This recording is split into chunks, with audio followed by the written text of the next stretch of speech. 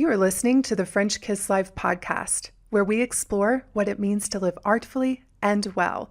I'm Tonya Lee, your hostess. Let's get started.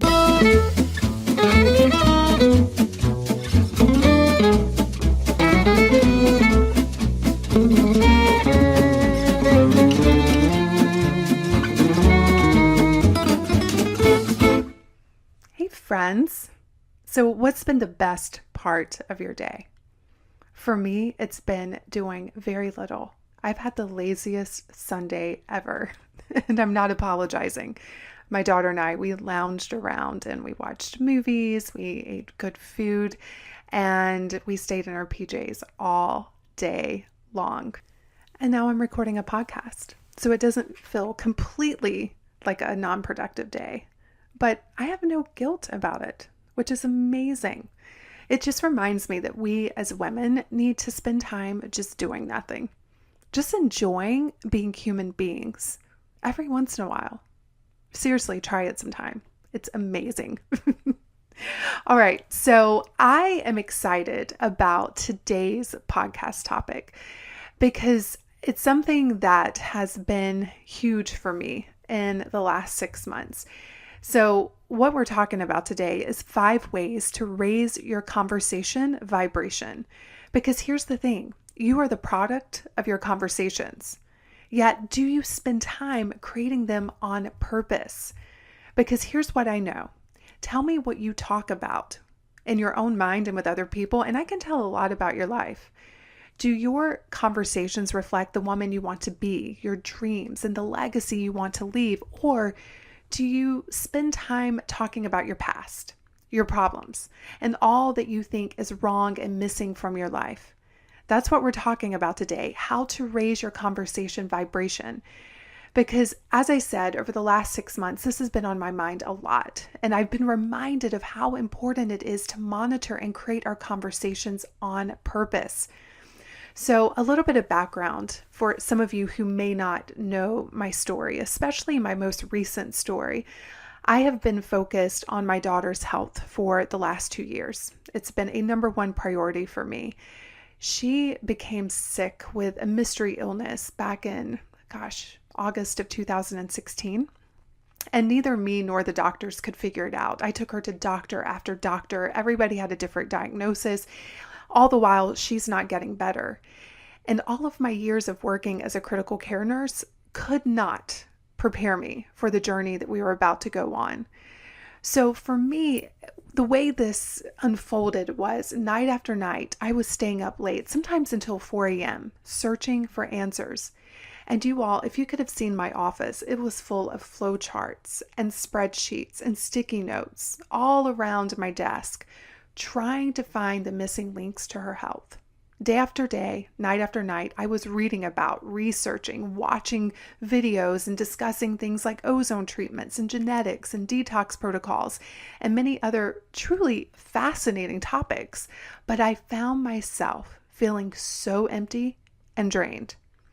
Fortunately, I will give myself a huge pat on the back because I was telling my daughter earlier today, I said, honey, had this happened 10 years ago, your mom would probably be in a bar right now drinking tequila. I would have had a nervous breakdown because it's been a lot emotionally for me to deal with.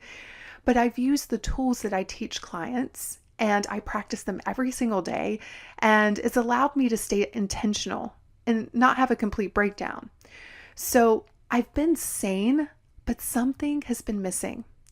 And I realized what was really going on was I was in a conversational funk. At home, I was talking about how to help Sarah get better.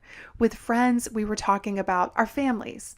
As a solo business owner, my conversations were few with fellow entrepreneurs, and they mostly consisted of us talking about the same things that we talked about during our previous conversations. And then with my guy, Glenn, we talked about the day-to-day life stuff that most people talk about, like the dogs, the kids, chores, and work, which isn't bad, but we both knew we could do better. So you see, my conversations had become really stagnant, but something else had changed. The internal conversations that I was having with myself. Up until this happened with my daughter, I was having all of these conversations in my mind and with other people about growth and ideas and dreams. And 2 years ago, that all started to change. I was so fixated on my daughter's health that I wasn't creating conversations of growth in my own mind. So day after day, I was hanging out with Dr. Google, which isn't good for a woman's soul because Dr. Google, you guys, he's full of doom and gloom. Have you ever noticed that? You can type in something like sore throat and you will get like the worst diagnosis ever. And so I found that I was craving dialogue that offered me inspiration, ideas, positivity, and joyful interaction. So about 6 months ago, I made a personal commitment. I made a commitment to upgrade the quality of my conversations. But how? I know some of you are thinking that. You're like, yes, Tonya, I hear you. I am all on board with this idea, but how do we do it? Well, the world works in mysterious ways, my friends. For me, a few days after I made that commitment, a friend of mine called me up and she told me that I needed to be a part of this high-level entrepreneurial group of people from all over the world. And then she told me the investment was $25,000. You all, I didn't flinch. Deep down, I knew, my soul knew that this was such a small investment for what I would receive. So I joined. I also went to Europe for 6 weeks because quite honestly, I needed to break up with Dr. Google. And travel does wonders for the heart. So while it would have been much more economical to stay at home, I know that the investment in travel pays out in ways that can't be measured monetarily. It's why I host the French Kiss Life experience each fall in Paris. Travel creates new conversations. So these two events gave me the opportunity to be in rooms and around tables where the conversations expanded beyond those that I've been having for the last 2 years. And not to my surprise, when I finally arrived home after my travels and spending days in person with this new group of business friends, I am so filled with inspiration, ideas, and excitement for life. And here's the thing. I was so afraid of changing the conversation around my daughter's health, thinking that if I'm not focused on this all of the time, then I'm not going to be effective. But the reality is that the more I was hanging out with Dr. Google and going on forums and hearing all of the doom and gloom and the people who were just seemed to be stuck in this illness, I started to become anxious.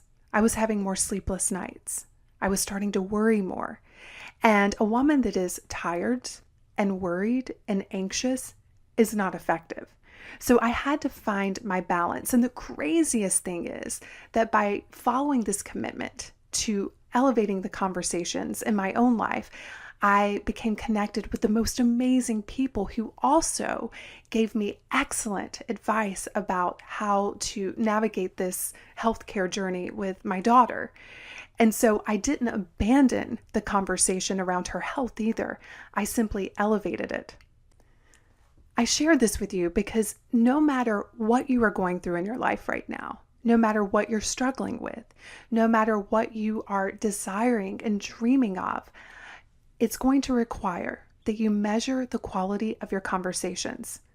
I'm sure you've heard the saying that you are the sum of the 5 people that you spend the most time around. Well, I believe that you're the sum of the conversations that you have with these people. What are you talking about with others and with yourself? Because if you want to elevate the quality of your life, you must elevate the quality of your conversations. When I was gathering with these high vibrational people over the last 6 months, we were discussing things like our visions, our passions, our obstacles, and our solutions. We vulnerably shared our struggles, yet there was never any whining and complaining.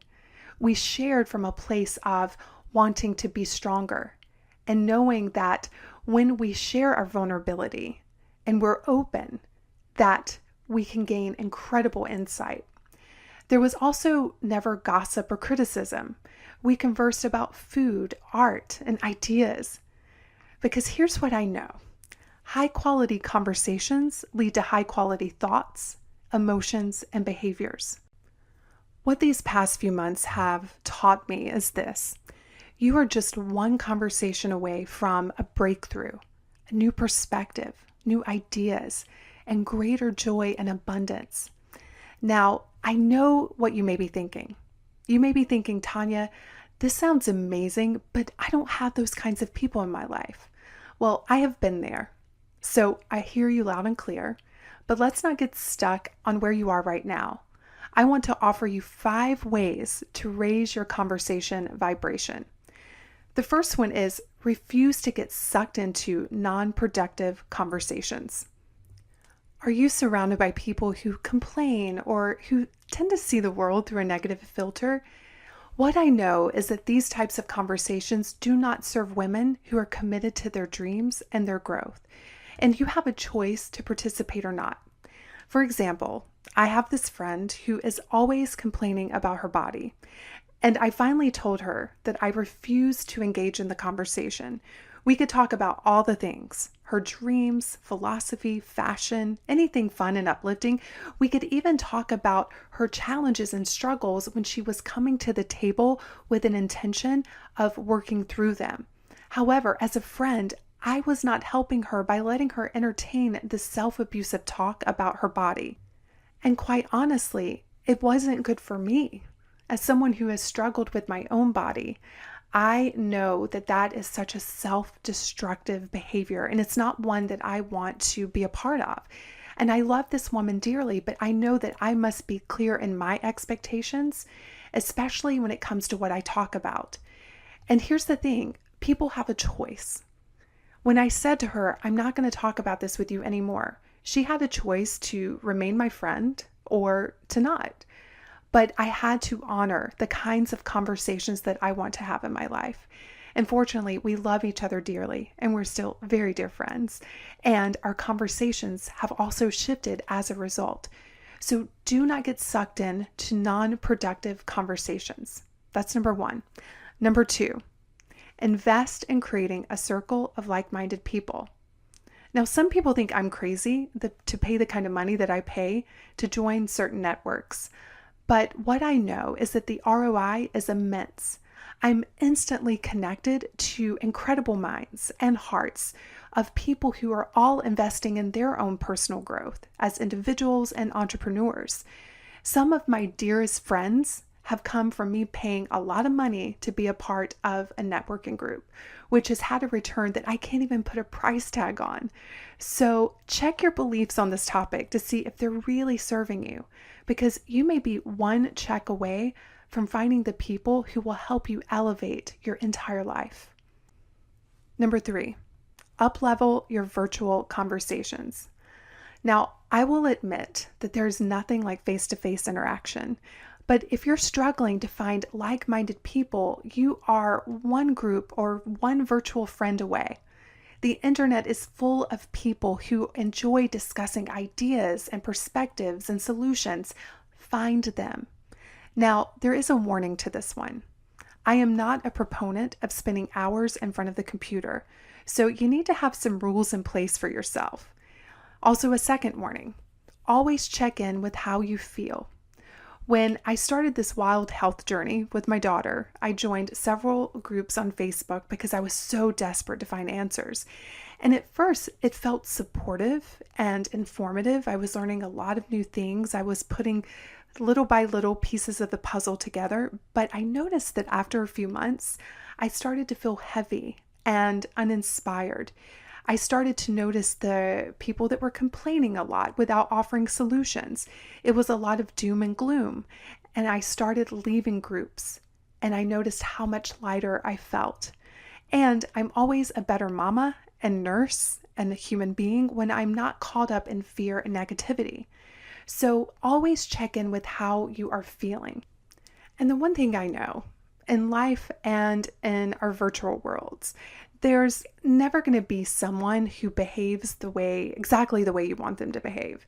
There will be people who can be negative. So I don't think you should just abandon ship if one person is in a group being negative. But if your overall sense every time you enter into that space, whether it's virtual or in person, and you feel that sense of just heaviness, then you may want to reassess the rooms that you're hanging out in, both virtually and real ones. When it comes to social media and our virtual relationships, again, I weigh on the side of having real face-to-face interaction, but I do find that if there's something specific that you're looking for example, for me, it's been all about my daughter's health.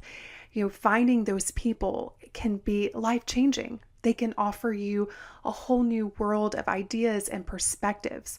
But again, I err on the side of try to find those people in real life.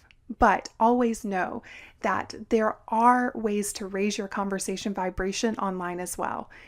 And one final suggestion when it comes to this is be responsible for the energy that you bring to all situations, including virtual ones. I'm always blown away by what people share online. Like, people will spill their entire life problems onto literally strangers, and it seems to be okay to them. And I always wonder, would they do this in real life? Would they come and sit down with a stranger and start sharing all of the things that they share virtually?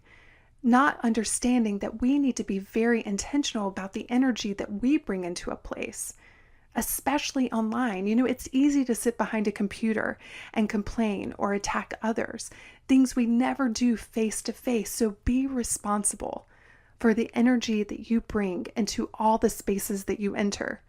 Curate the conversations that you want to have that fuel your dreams, that excite you, and refuse to get sucked into negativity.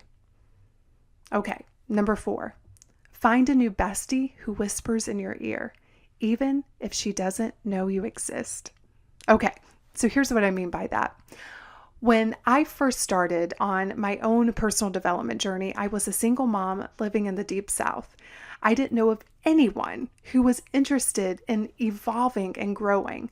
So I turned to books and cassette tapes. Yep, back in the day where we didn't have CDs yet, I was listening to cassette tapes. And I remember when Sarah would go to sleep at night, I'd curl up with my virtual friends and we would have these one-sided conversations where they inspired and educated me on being a better human being.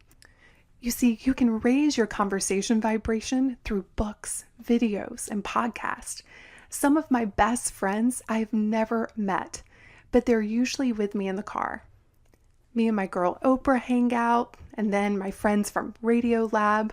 I love hanging out with my friend Brooke Castillo from the Life Coach School. She's actually a real friend, but I don't get to see her in person as often as I'd love to, so we just hang out in the car. I feel like she's sitting beside me.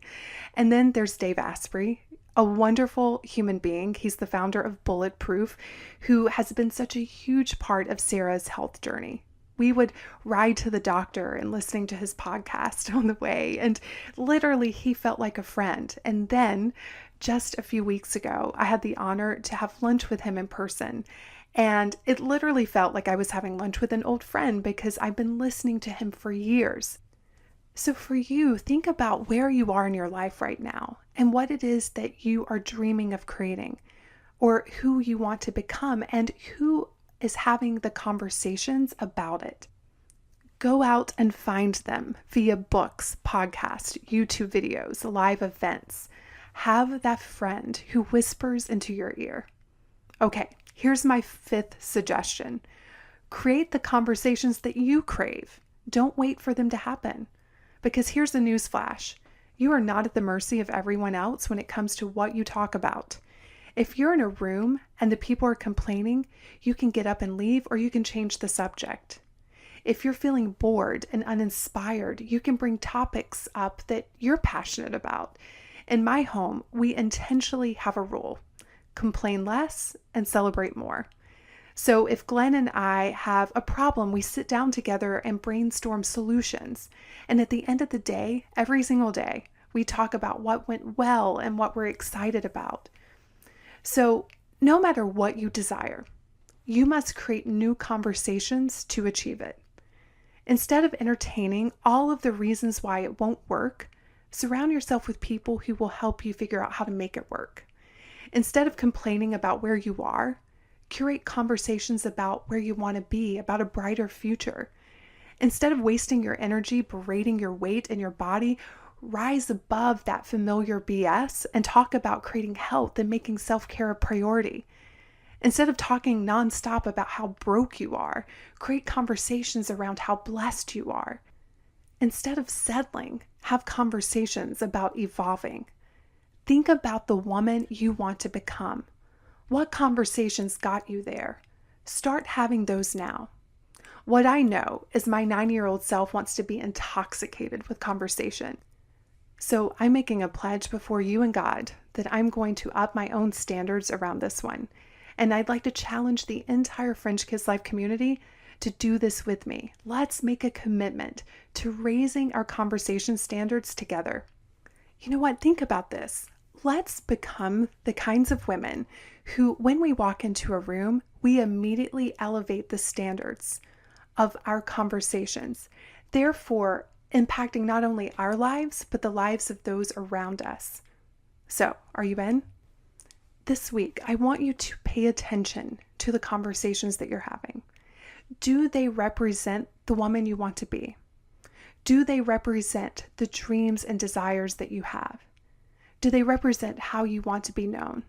If not, raise your conversation vibration, my friend. I'll see you in the next podcast. Cheers.